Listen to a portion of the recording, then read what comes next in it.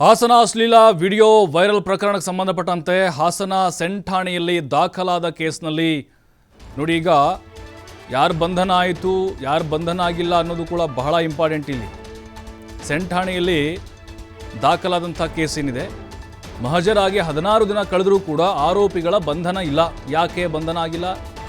A1 Karthik, Prajwal ಮಾಜಿ car ಚಾಲಕ, A2 Puttaraju alias Putti ಅಂಥೇಳಿ, A3 Sharath alias quality bar Satisha, A4 Naveen Gowda alias Nalke Naveena, A5 Chetan alias Bikkod Chetan.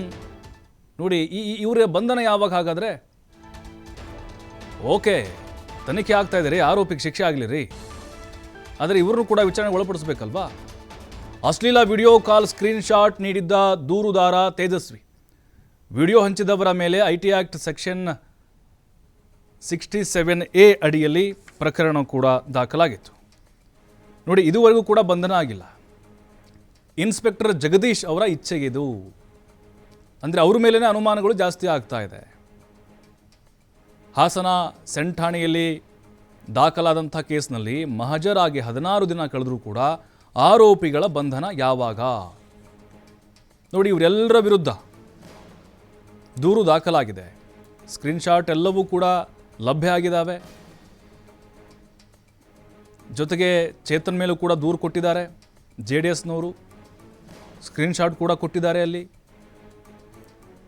ಅದರಲ್ಲೂ ಸೆಕ್ಷನ್ 67A ಅದರ ಪ್ರಕಾರ ದೂರು ದಾಖಲಾಗಿದೆ.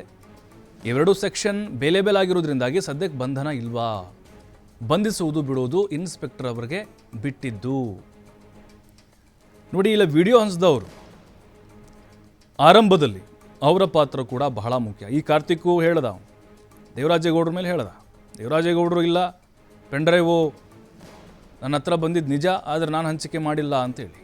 ಹಾಗಾಗಿ ಬೇರೆಯವರ ಹೆಸರು ಕೂಡ ತಳಕು ಹಾಕ್ಕೊಂಡಿತ್ತು. ಆದರೆ ಇವರ ಬಂಧನ ಯಾವಾಗ ಅನ್ನೋದು ಪ್ರಶ್ನೆ. ಈಗ ವಿಡಿಯೋ ಆ ಕೃತ್ಯದಲ್ಲಿ ಭಾಗಿಯಾಗಿದ್ದಾರಲ್ಲ, ಅವ್ರದ್ದು ಬಿಡಿ, ಮಹಾ ಅಪರಾಧ. ಹಂಚಿದವ್ರದ್ದು ಕೂಡ ಅಷ್ಟೇ ಪಾತ್ರ ಇದೆ ಇಲ್ಲಿ.